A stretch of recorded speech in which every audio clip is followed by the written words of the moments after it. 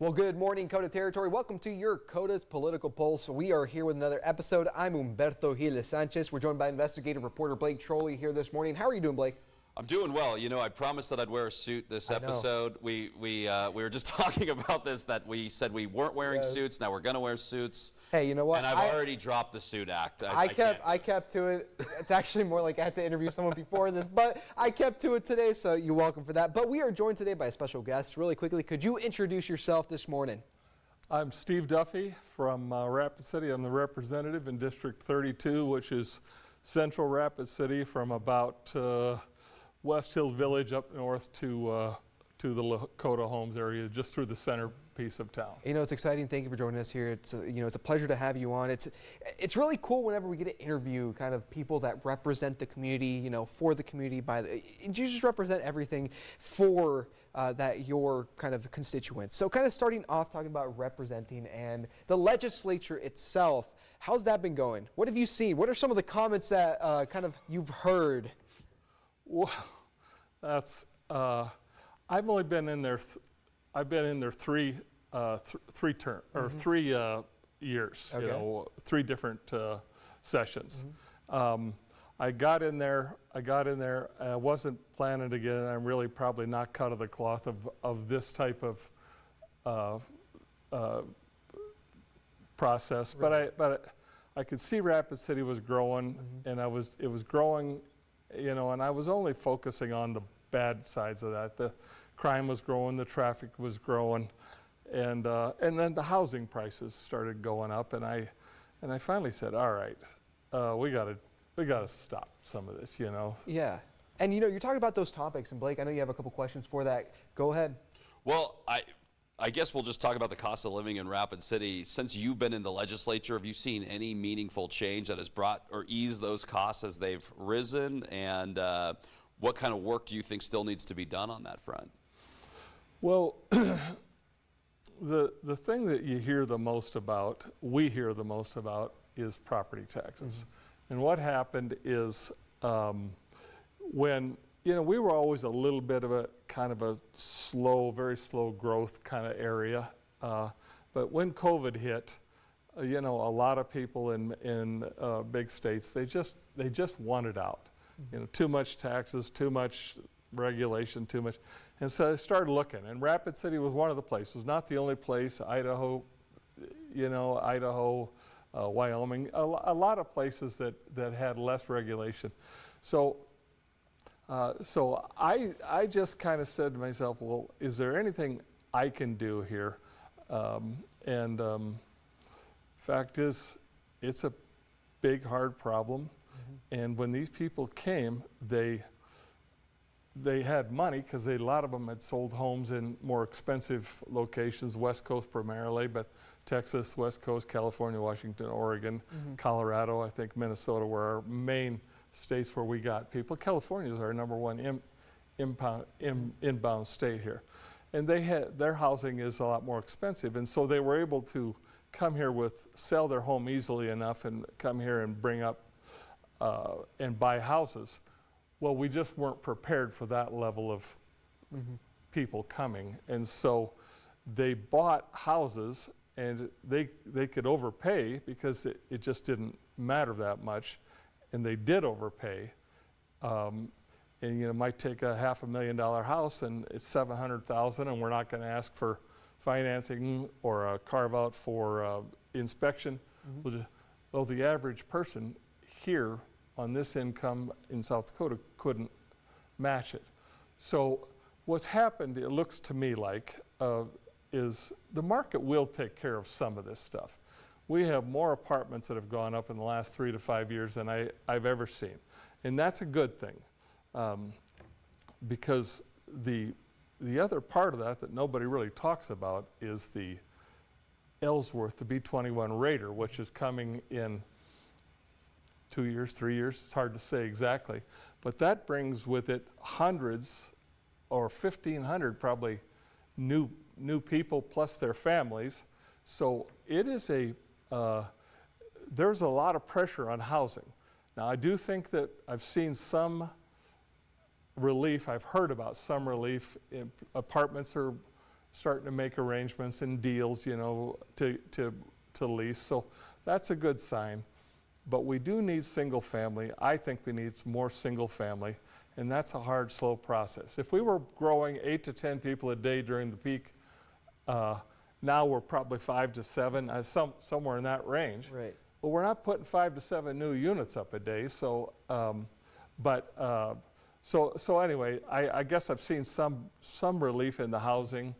And you talked a little bit about this. You know, you mentioned a little bit of I think. So, kind of, what is kind of your solution to some of these issues that you're seeing? Well, if I knew that, I wouldn't work for a living. But here's the thing: we are going to have to get a hold of the property tax issue. We are a low tax, low service state. I mean, South Dakota doesn't, as a general rule, we're not an overtaxed state. We're like the 4th lowest on a per capita basis in the union. So, we, you know, so it's not that, but property taxes have become kind of that's where the schools and the counties, that's where they all, that's how they make their money. And so when a lot of people move in and the values go up, the more requirement for more services is more people. I think we are going to have to figure out a solution. Do you like, if I may, do you like the governor's solution of these local county sales tax up to 0.5% to offset property taxes? I liked the lieutenant governor, which was in the body, serving in the body, the House with me, Tony Benheisen. He came up with a deal last summer, or I don't know when he came up with it, but he launched it last year, in last year's session about, okay, look, we're at 4.2% for the state's part of the sales tax. And that was down from 4.5 when we were flush with money. We had COVID money just for running. The whole nation had COVID money running everywhere, and so we just were flush with money. But his idea was, all right, look, we're going to sunset that 4.2 back to 4.5 in 2027 anyway. Let's move it up to 5%, and let's remove, I don't know if 100% exactly how the mechanism worked, but let's move it to remove the school component out of the owner-occupied sales tax. For somebody like me, you know, or for anybody, it would have taken $400 worth of off of your property tax bill for every 100,000 of value to your home. So it would have been a meaningful deal. I got on and co-sponsored that with a lot of other people. I like that. The governor has done something different, but it's not good for the counties. It's not great. I voted for it because we got to start somewhere, but it's not great for Pennington, Lawrence, Minnehaha, Lincoln. Those 4 counties that have growth above, and it caps it, and they'll have to reduce services somehow. And so my hope is now we're talking about it. I think we reached the tipping point. I think we're gonna figure out the next part of this to bolt on, because if you're in a small town where your values aren't going up, this is a good solution for you. If you're in a larger town where you're growing above that rate, it's not as good a solution. So I hope we can figure out a way to take care of those growing counties and give them some relief and still not lose the services that we're used to. So you like that statewide approach of bringing up the sales tax to about 5% and then, like as you say, removing the school portion of the mill levies? Because I think one of the things the governor has honed in on with his is that he's saying this is more targeted because there are certain counties that have gone through these massive valuation increases, and that it's not a statewide issue. But it sounds like you are a fan, though, of just bringing up that sales tax to ease some of that. Well, here's the thing. We all, the only good tax is the tax somebody else pays. Let's just call it what it is. None of us won. None of us won. And if I thought, you hear some of these people now that are running for office a year and a half ahead, which that's a whole different story. But we're going to cut the fat out. Well, we're 900,000 people. We got a huge geographic area to cover. We've got low unemployment. We need people to come here. And we're one of the lower tax per capita states. Is there a little fat everywhere? Absolutely. I've been in private business a long time. In any business, you'll find it. You know, is there a little in state government? I don't know where it is, but I'm sure. But whenever I ask those people who are going to cut all the fat, it gets quiet because they don't, you know, well, okay, let's start. Where do you want to cut? You know, is the bridges? You know, we got mandatory commitments for Medicare or Medicaid. We got mandatory commitments for you know, housing, elderly. We have commitments. So we're not talking about all the money. We're talking about parts of it. So, long story short, I think what Tony Van Huysen did, was at least he found a revenue source to backstop the one he was pulling out. And for us out in this area, that would have been beneficial because at 5%, we have, you know, for 40% of the year, we have 2-3 times, we have a lot of people visiting, and they pay sales tax. And that's why I was never a huge fan of, you know, let's pay another kind of tax, because we get a benefit from tourists. And I just was down in, I don't know, someplace, Arizona or someplace. We're not overtaxing our tourists. I mean, I think I paid 25% between the different taxes extra for my hotel, my car rental. So we're not abusing people, but we do need a little help. You talk about housing inventory as well as being part of the issue. I'm curious what changes you think South Dakota should make to ease some of these inventory concerns, because obviously more inventory would bring down the prices, and there is that demand. And you bring up the fact that there's kind of this hidden oncoming day where, you know, the Air Force expands and it brings 1,500 families in. Well, you know, we did something about 2 years ago. We get that $200 million. We use that COVID money, and basically it was a kind of a hybrid of some grants and some low-cost loans that the state, the housing authority could loan out to cities. Well, the idea was to make it a three-legged stool, where the city has some skin in the game, the developer has some skin, and then the state would put some skin. And our $200 million, the idea was that loan would be available for. That money would be available for curb down stuff, infrastructure, because that really adds a lot. When somebody's got to develop 40 acres, you got to bring water, sewer, sidewalks, and curb and gutter, and all that stuff. Well, this was an idea. Now that was working, and the grant money went out in a hurry, but that was working good right up until interest rates started sneaking up 5, 6, 7%, and then the developers, you know, that takes a little of that puts a level of risk in.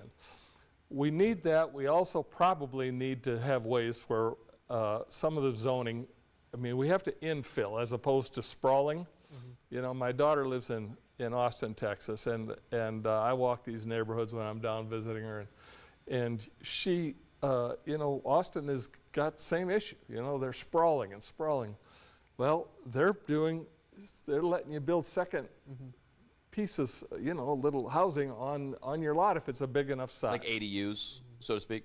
Yeah, and so there's different things. Helping with the infrastructure, making sure there's not so dang much regulation on getting something approved. And then, you know, so you can get some more density into the areas that already have the infrastructure.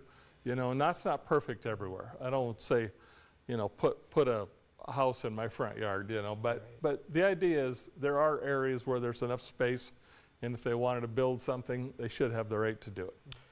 And that's actually kind of interesting that you mentioned that, because it is a big, at least from the time that I've talked to the city here in Rapid City, it seems like that is kind of the mind it's set at this point as well, you know, build up, not out.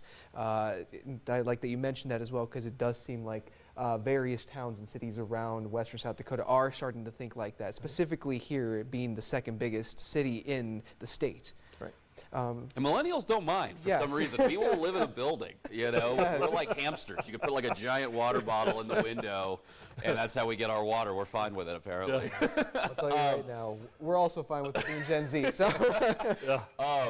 I will say, talking about critical infrastructure, you know, we were discussing you coming on here on a previous story we did about the airport funding. Do you think that's a big part of getting, you know, a successful growth to this area? I know you had said that what kind of led you to supporting legislation, you were the House Prime on $30 million. It would be statewide, but some of it would end up at the Rapid City Airport. These were for airport upgrades. And you had said that one of your key driving points of supporting this was just supporting small businesses in the area.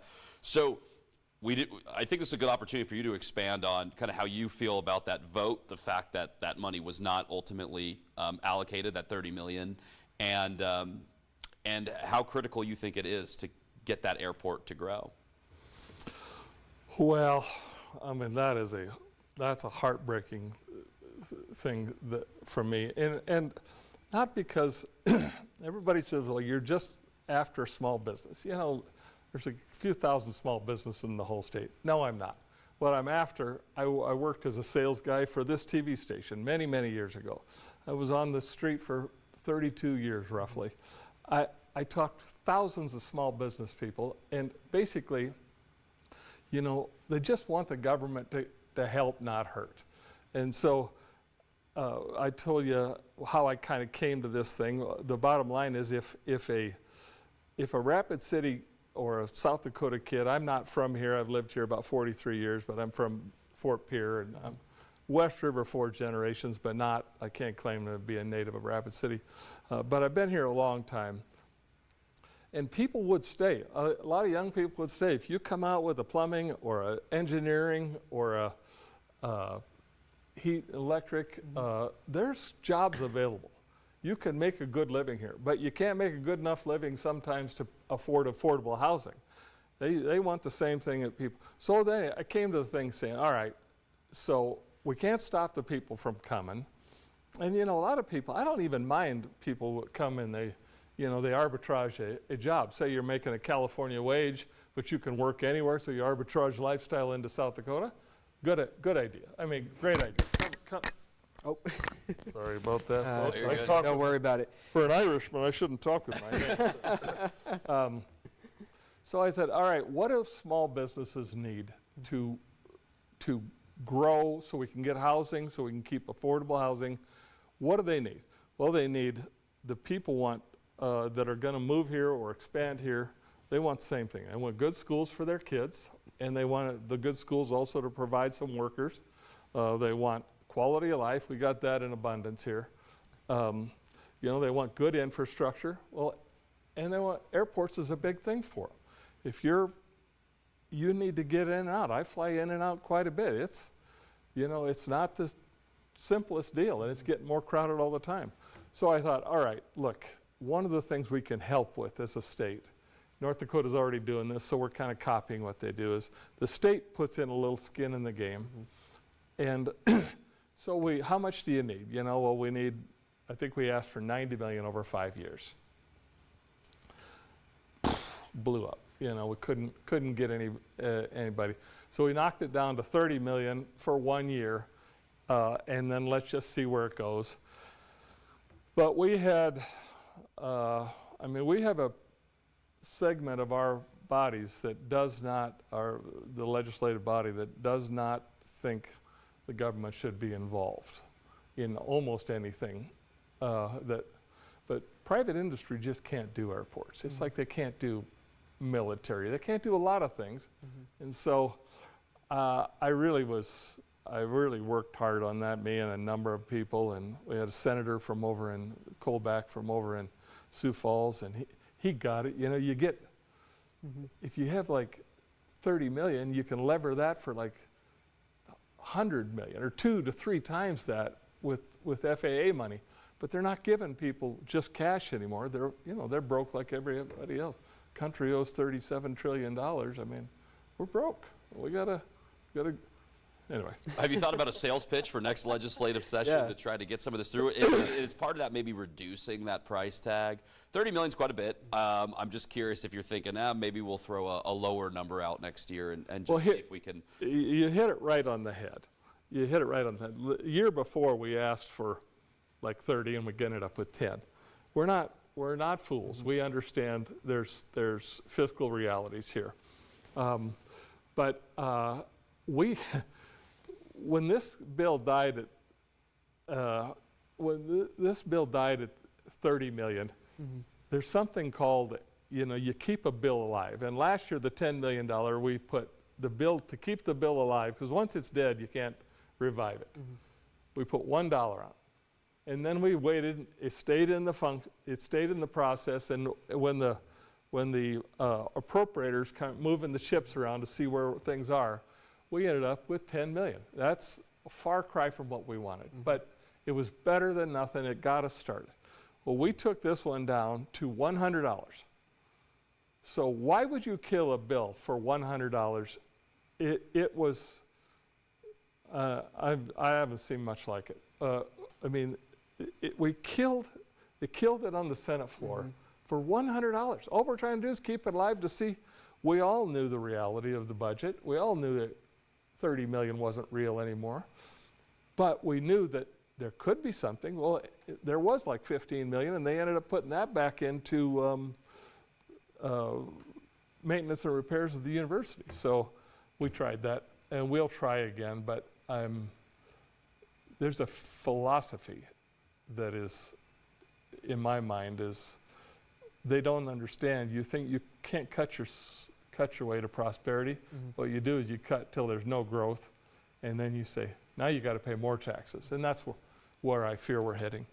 And we have one more topic we wanted to touch on here, Blake, if you want to quickly get on that. Yeah, well, because we're talking about spending right now, there's obviously a big federal conversation going on the spending level. Big, beautiful bill. Do you have any concerns on it as far as it pertains to South Dakota and how it might impact our state here? Have you read any provisions in it that I know what I see, and I see Trump and Elon fighting, and that is fascinating theater. But here's what I think. And there again, I'm way over my skis on this one. But I think we're at, if you read Ray Dalio, if you read any of the Fed people, this debt thing could become unmanageable. It's not really, I'm 66, it's not really going to ruin my life. Might ruin both of yours, because literally the debt expense is now going to be is maybe the largest or second largest expense we have. Well, you can't grow, you can't do anything when you're borrowing, and empires don't die from wars generally, they just go broke. And I think, I do not think we can take another $2.5 trillion onto that thing right now, the debt, and apart from the deficit, we're way overspending. So it sounds like, I mean, in a lot of ways that then you sympathize with Elon Musk's point on this, is that this bill is just too big. Unequivocal, if that one takes me apart, that takes me apart, but I do not know how we cannot get that under control for my kids, my grandkids, and you guys, and all the people that are going to have to. This thing's a nightmare. I mean, it's like 800 billion a year for interest payments right now, or it's something along that line. It's a big number. That's what, if I remember looking, it is a big number. And South Dakota always takes pride in balancing the budget. Yes. We have to. We have to. And let's also be honest about South Dakota. We're a very small rural state. A lot of, we collect about, $2.5 billion, give or take, in revenues. And our budget's about 7.3. Well, that's because, we road funds and all these different the federal things that you're required to do. And there's some money you got to put in and a bunch more they got to put in. So we do, as a small rural state, we do get a benefit that a lot of, like California, they probably get a lot more, they pay a lot more than they get because they have so many people. But, and then we grew that budget quite a bit during COVID. I mean, it was like, break out the party here. You know, we got champagne all around. Well, Blake, do you have anything else? No, I think that does it. I think that does it. So, all right. yeah. Well, thank you for joining us here on KOTA's Political Pulse. It's been a pleasure to talk to you today. I enjoyed it. Yes, and hopefully we can have you back on at some point as well, because you know we'd always what a conversation. Yes, exactly. We'd like to continue the conversation on another episode. Anytime, guys. All right. Now we're just going to vainly look into the camera and end the episode. No, of course. Well, thank you most of all for joining us here today on KOTA's Political Pulse. We appreciate all the support you give us, but for now, we'll see you right back here again next Monday. Have a wonderful rest of your day.